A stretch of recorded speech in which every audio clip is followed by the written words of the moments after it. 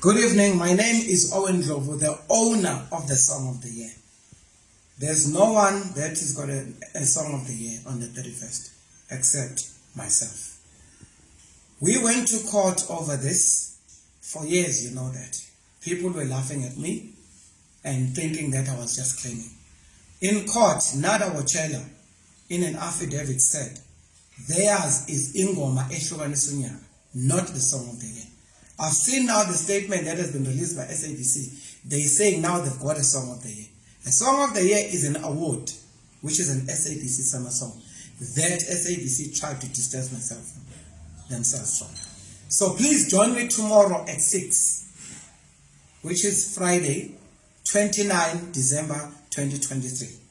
Join me tomorrow 6 o'clock, Friday, 29 December 2023. I'll be addressing all the matters.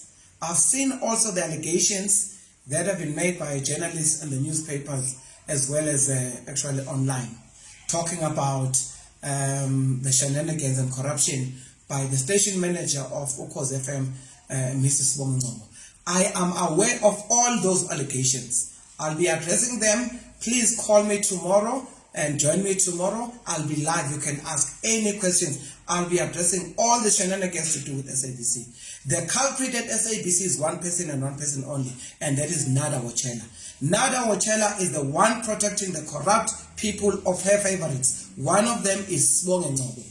She is protected even using SABC and public material to protect people like Abu Sbongi. So tomorrow, please join me at 6 talking about the Song of the Year.